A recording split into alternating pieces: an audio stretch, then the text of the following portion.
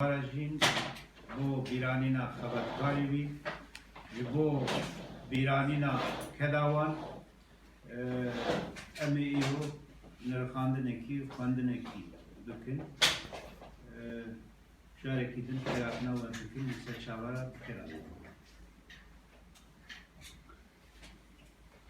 Beriya ku em bahsa kovara jinê bikin, lazim e bi kurtayî em bahsa rewşa piştî şerê giştî û her wiha çêbûna Cemiyeta Taliya Kurdistanê bikin.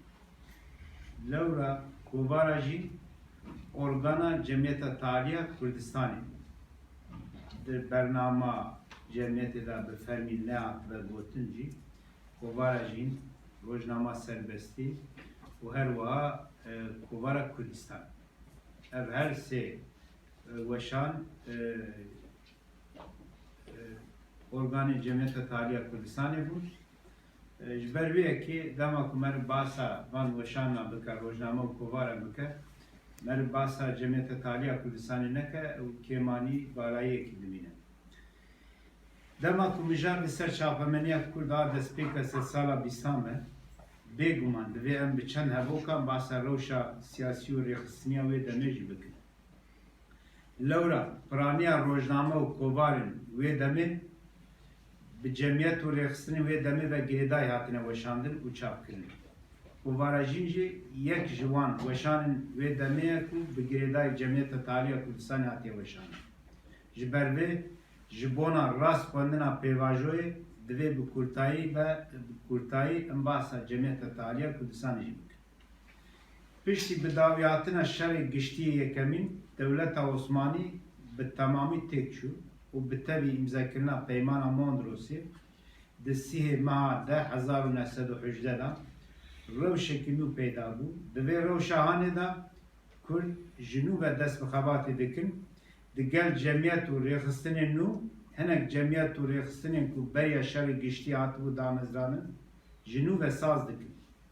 Piştî şerê giştî yekemîn rêxistin û partiya siyasî bi serokatiya rojnamevan Mewlanzade Rifat, Mihemed Emîn Bedirxanê bavê Celadet û Kamuran û hevalên wan ve hatiye damezrandin bi navê Radikal Avam Firkasî yanî Partiya Radikala Gel 22 meha 1918 hatiye avakirin.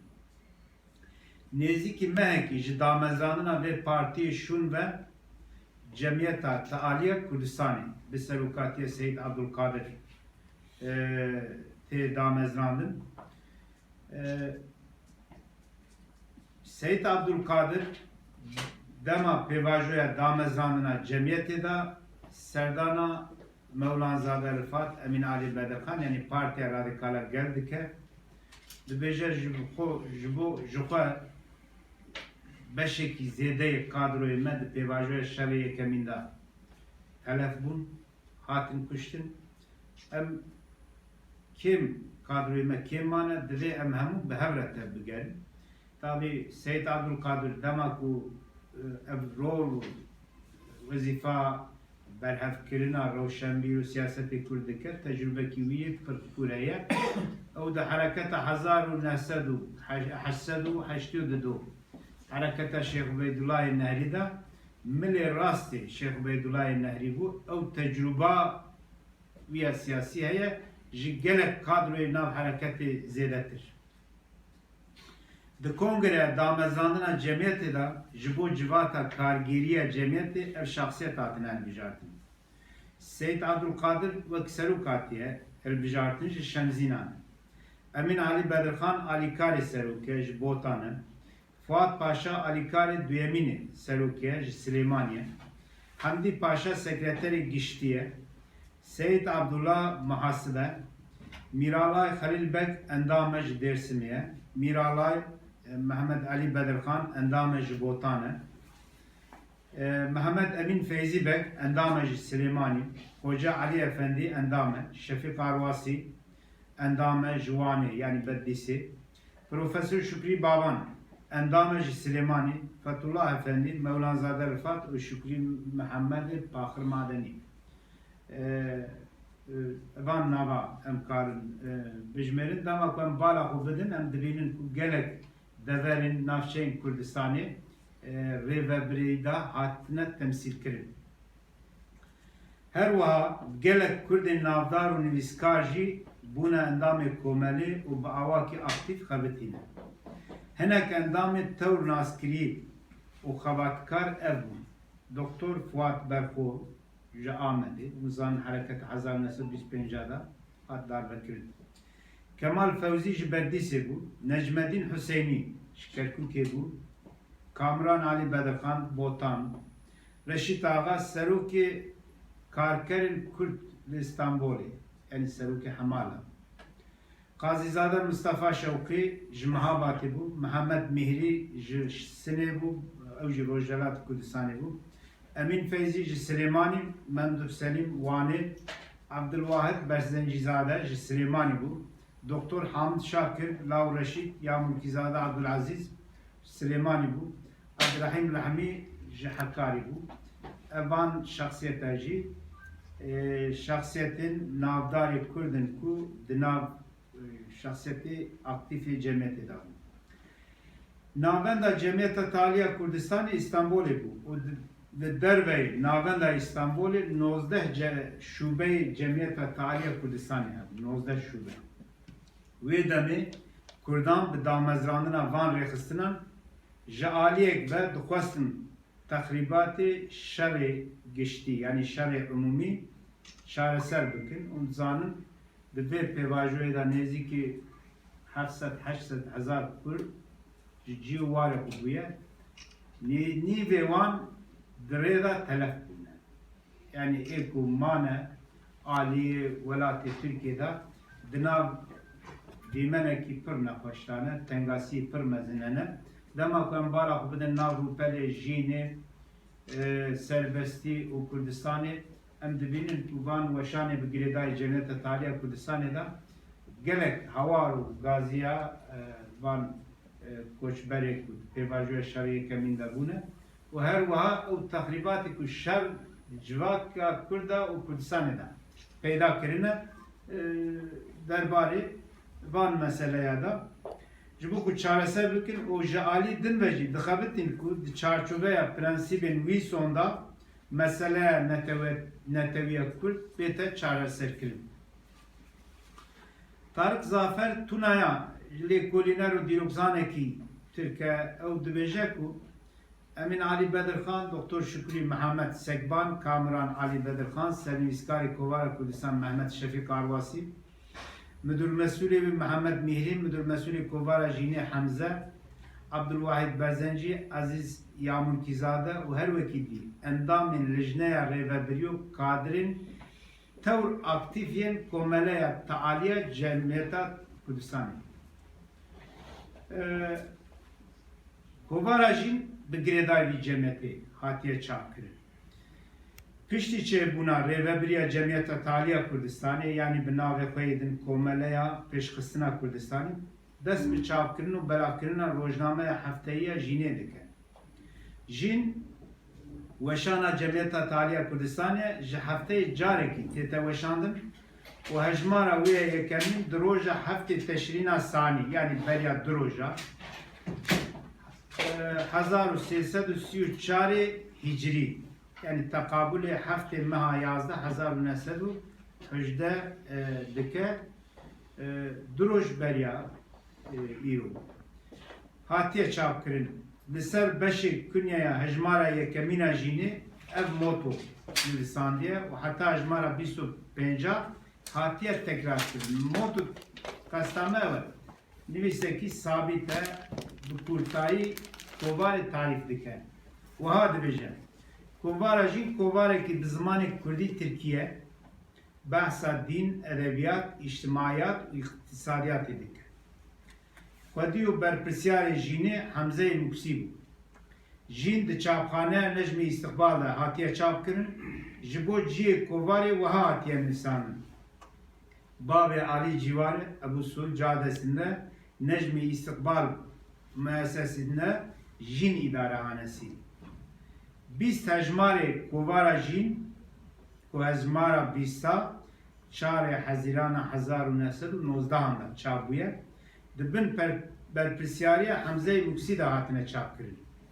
û hejmara 21 û ji wî pêve hejmara 21 18 Haziran 1919 da çap bûye. Menduh Selim bûye berpirsiyarê Kovarê. Li gor nivîsandina Seyda Mehmed Emîn Borzaslan hejmara 25 hejmara dawiya Kovara Jînê. 25 hejmarê Jînê bi kedekî mezin ji alî Mehmed Emîn Borzaslan ve hatine latînîze kirin û wergera wan ji bo Tirkî. Sala 1985 li Swêdê di nav weşanê deng de hatine çap kirin. Li gor agadariya Mehmed Emîn Borzaslan Kovara jî li ser ev 25 hejmar hatine çap kirin. û hejmara wê dawî jî di doyê meha de 1919 da hatiye çap kirin. Lêbelê li gor agadariyên Mey Nû Kovara jîn bi kêmanî 36 hejmar hatine çap kirin. Hejmara 36 berdestê me heye. Hejmara 33 Drupelê berdestê me heye. Nexwe em wê tê digîjin ku hejmara Kovara jîn 25 hejmar nehatine çap kirin. 36 hejmar hatine çap kirin. Mümkün e hîn zêdetir bin. Eger lêkolîn nû çêbe lê ser wî îhtimalê ez ê fikra xwe bêjim.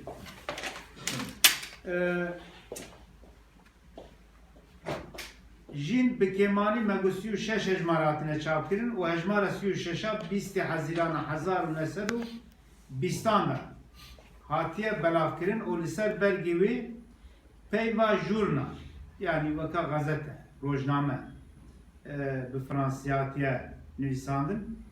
Îro li gor hejmarên berdestan em dizanin ku 36 hejmarê Kovara Jînê hatine çap kirin. Lêgerînên li ser vê mijarê bêne berfireh kirin, mümkün e ku hejmarê piştî 36 jî hebin.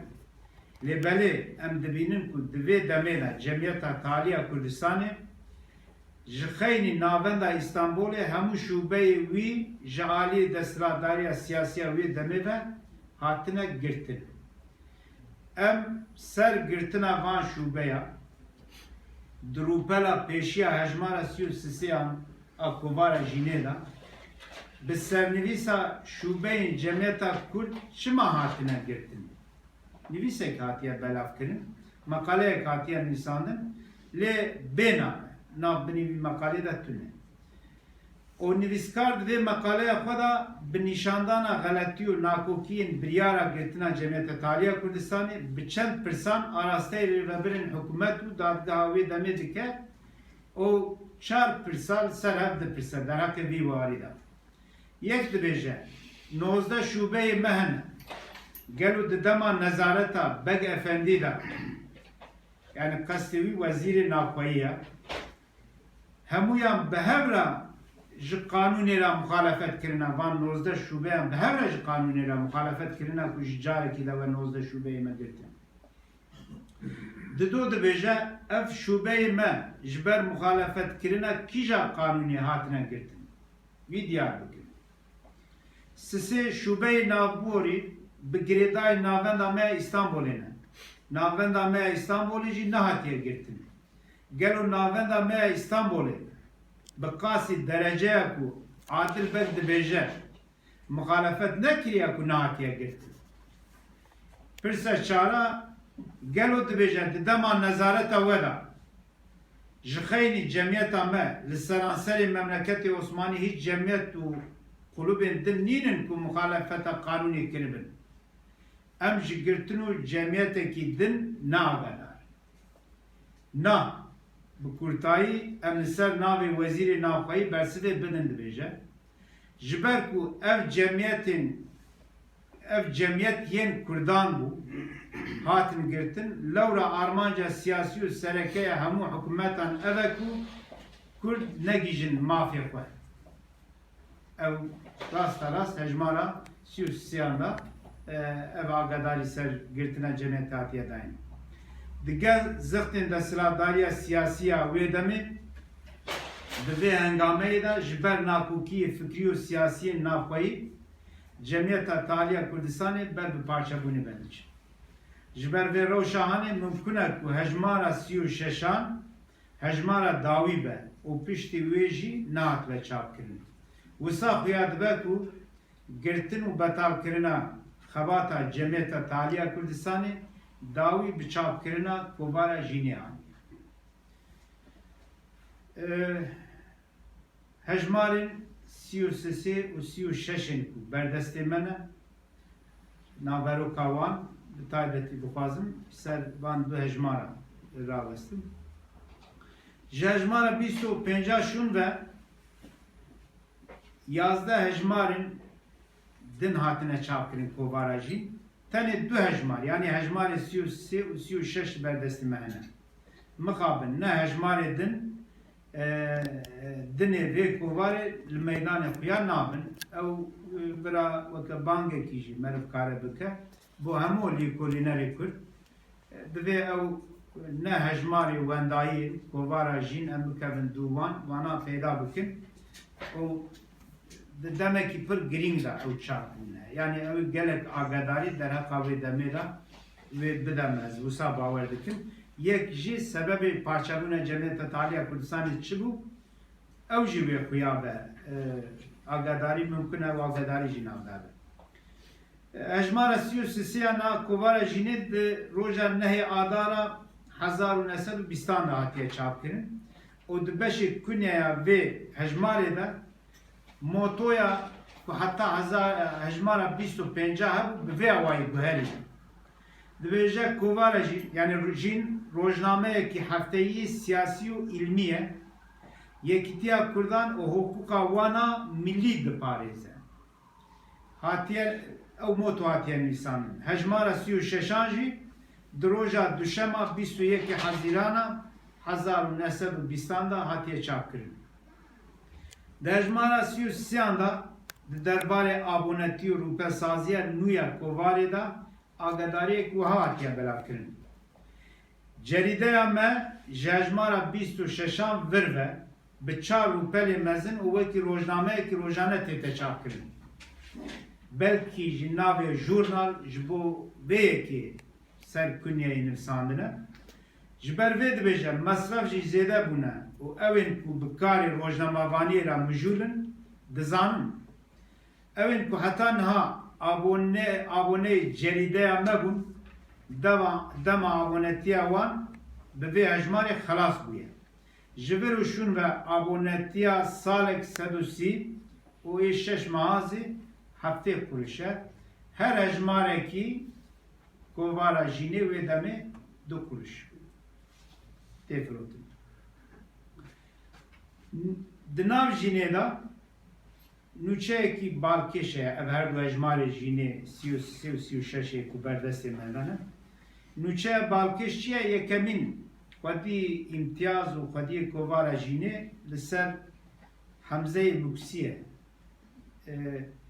Dibêje nûçe bi vê sernivîsî hatiye lêkirin girtin û şehîdkirina Hemzeyê Muksî dibêje. Çima ew nûçe hatiye lêkirin? Hemzeyê Muksî kî bû? Hemzeyê Muksî sala 1892 di navçeya Muksî jî dayîk bûye. Beşa Farisiya Üniversiteya İstanbulê xwendiye û di dema xwendevaniya xwe de tevlî tevgera Cemiyeta Hêviya Xwendekarê Kurd bûye. Piştî şerê umûmî yani şerê giştî û Cemiyeta Taliya Kurdistanê hat damezrandin ew jî tevlî rêxistina nû dibe û bi awayekî çalak dixebite. Dema ku kovara jîn tê weşandin ew bi biryara cemiyetê dibe xwedî û mesulmûdirê kovara jînê. Heta hejmara 20 ew mesulmûdirê kovara jînê ye.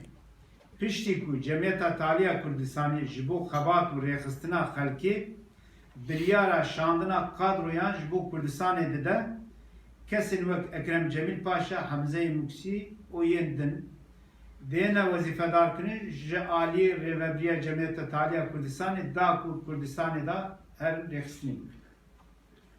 Hemze jî di serê meha Hezîrana 1919 da ji İstanbulê tê Kurdistanê لویلایت دیاربکر و هرما مردین دست به خوات رخصنی دکه. دوی پیواجوی دا استخبارات و پولیس عثمانی وی گاو به گاو دشوپینه. بکیرا تکلی دانیه. دچه جم کی لکومایه وانا گش نوت کرنه وانا دوکومنت belgeyan da hene. Divê hengameyê de ew li Mêrdînê ji aliyê polîsan ve tê girtin hepiskirin û gelek işkenceyê giran wî dikin. Demekî agadarî ji wî nayê girtin û hevalê wî zan dikin ku Hemze hatiye şehîd kirin. Ev agadarî digîje navenda kovara jînê jî lewma ji bona bîranîn û yadkirina wî di hejmara 36 da û 21 Hezîrana 1920 da hatiye çapkirin. Helbestekî wiha hatiye bo bîranîna wî hatiye lêkirin, hatiye belavkirin. Şehîdê Kurdistanê dibêje Hemze. Rabe ji xewa xwe Hemze rabe dibêje. Xwîna te naçit heba tu şabe. Direya vê welatî de şehîdî. Lewra tu mücahidekî seîdî. Rabe here pêş liqayê Yezdan yani berxwedê. Bixwîna diçîtin ji wan birînan, bixwîna xwe ya ku birînê te de diçe, bi wan birînê xwe dibêje biçe berxwedê. Sorke kefenî bi rengê alal. Malûmê bike tu arzê ehwal derheqê rewşa Kurdan da malûm bide xwedê. Bêjî tu elîmî o bêmîsalî, bêjî semihî layezalî, zulma li me hatî tu dizanî, lewra tu qadirî û kunfekanî. Helbest wiha dirêj dibe. Piraniya nivîsên hejmarên 33 û 36 bê îmza hatine nivîsandin. Di hemû nivîsên van her du hejmaran da tenê navê 5 nivîskar hene. Doktor Abdullah Cevdet, İbrahim Hakkî Mardînî, a yek û em wisa tê digîjin kurteya navê Abdulaziz Yamulkî ye. Kurê Mustafa Paşa Yamulkî. Yek ji kadrê Cemiyeta Taliya Kurdistanê aktif e.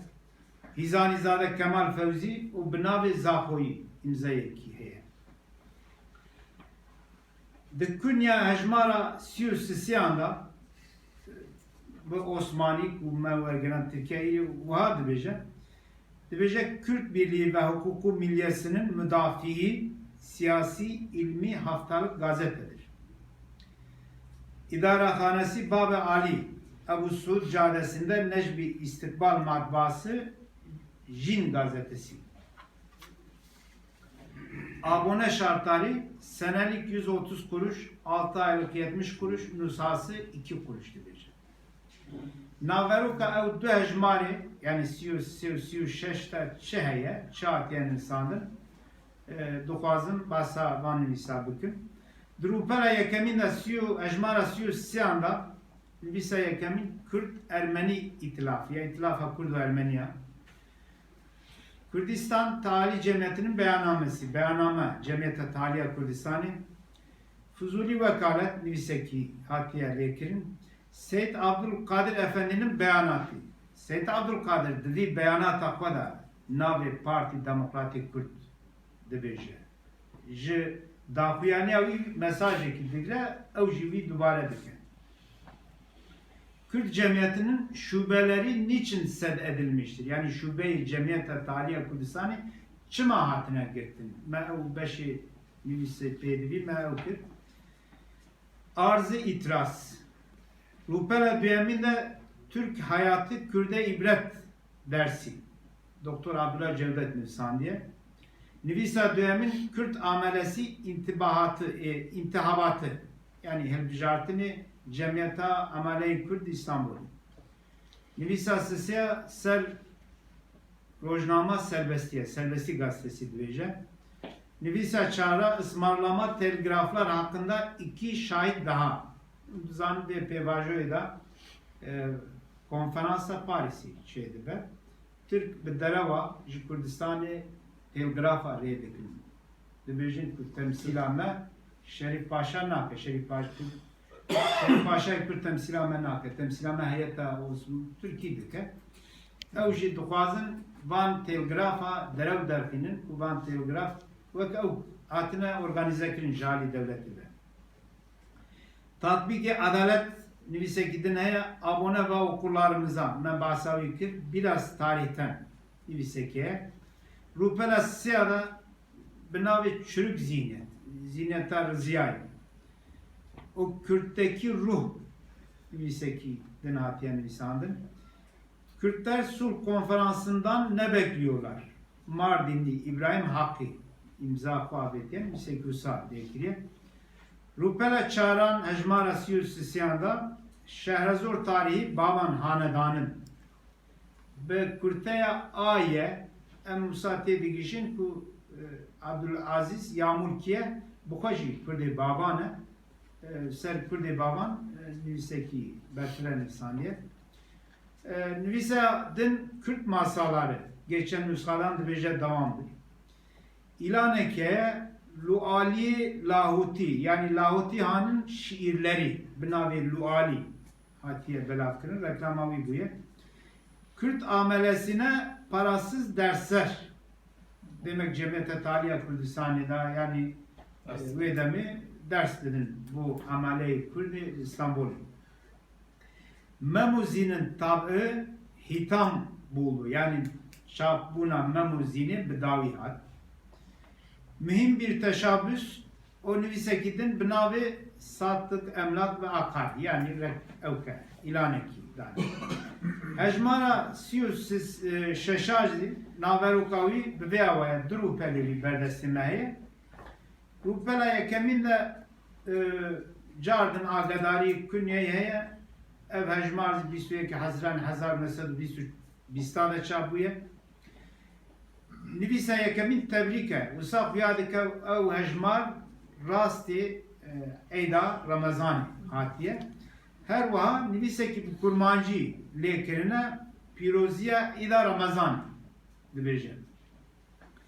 Nivîsekî din heye balkêşe ew nivîs ser vî nivîsê lazim em rawesin Kürdistan Muhtariyeti Hizanizade Kemal Fevzi Bitlisî nivîsandiye lê ew nivîsekî dirêje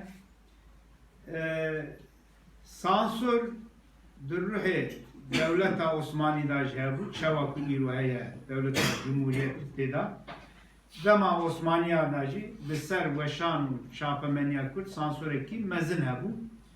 Ji vê nivîsa Hizanîzade Kemal Fevzî jî xuya dibe ku ew Kürdistan Muhtariyetî qesta wî peymana Sevrê ew madeyê ku peymana Sevrê de ser Kurdistanê hatine lêkirin li gor van madeya dibêje divê Kürdistan Muhtariyetî ya Kurdistanê bênazkirin ser wî nivîsekî lêkiriye lê sed rêzê nivîsê hatine sansür kirin wisa dibêje bu yazının yani nivîsliyê dike dibêje ev kısmê nivîsê de siyo nes rêz hatine sansür kirin berdewam dike tê ciyekî din dibêje yazde rêz hatine sansür kirin berdewam dike tê ciyekî din dibêje 24 rêz hatine sansür kirin berdewam dike tê ciyekî din dibêje 26 rêz hatine sansür kirin ser hev sed rêz ve çar rûpel min îde bifikirin çıkasî nivîsê maye bi tevî wî demek nivîsekî nehatiye hesabê wan giş hatiye sansür kirin sansür şûrê wek şûrê Hezretê Alî bû li ser çapemeniya Kurd wê demê hemû rojname û kovarê Kurd de sansür hatiye kirin em dema rojnameya serbestî dinêrin rojnama serbestî jî rojnameyekî rojane bû bi girêdayê Cemiyeta Taliya Kurdistanê dahat belav kirin gelek sütûn û rûpelê wî vala hatine eştin binî de dibêje ku ev derhatiye sansür kirin ji ber wê yekî sansür weka şûr herdem ser serê çapemeniya Kurd û wê demê nivîsekî din Sulh Meclisi Aliyesi tarafından Türkiye'ye tebliğ edilen muhede-i Sülhiye'nin Kürdistan'a mütalik mevalidi yani madde-i derbarı Kürdistan'da. Meclisa Sülhi biryara ku girtiye bir biryara da madde-i derbarı Kürdistan'ı çünkü biryara ku peşkeşi hükümete Türkçe'yi. Nüvisekidin bir belagatname-i adalet hatiye Nisan'ın bu iser nüvisi Binyavi'den Nüvisekidin Kürt Teşkilat-ı İçtimaiye Cemiyeti. Emzanın ku Kürdistan Tali Cemiyeti parça bu, düşa bu. Beşeki ve Kürdistan Tali Cemiyeti man, o beşekidin ve Kürt Teşkilat-ı İçtimaiye Cemiyeti Cemiyeteki nu avakirin basa nüçe ser avakirina bir cemiyeti. Nüvisekidin fevt edilen fırsat karşısında yani kaçırılan fırsat karşısında fırsat bu jide safiye revanlı carekidin bitirki dibece bir şehidi millet basa Hamze-i Nuksi dike Binyavi da helbesteki zafoyi heye jibo velat dibece cardın nivisa dahi David dibece şehidi Kürdistan Hamze bir avay naveruka her lejmali berdestime naveruka vanır. Kovarajin bu vesiteya şube cemiyeta taliya Kürdistan'ı ile gelek bajarı Kürdistan'ı dağıt belaf kirin. Beyannameye ki cemiyeta taliya Kürdistan'ı da hati aşkara kirin ku rojnameye serbesti u cerideyn kovarin jin u Kürdistan jibo parastina hukuka meya milli hatiye terhan kirin. Beyannama cemiyeta taliya Kürdistan'ı.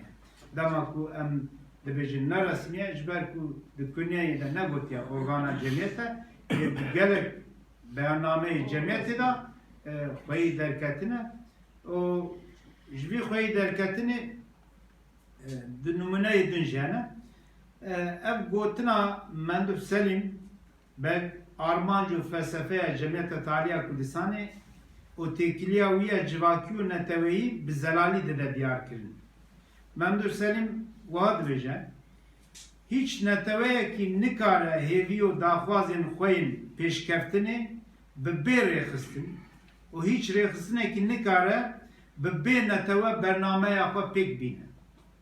Ew îro jî bi awakî berçav roja medaye divê ew mesele îro jî bê gengeşî kirin.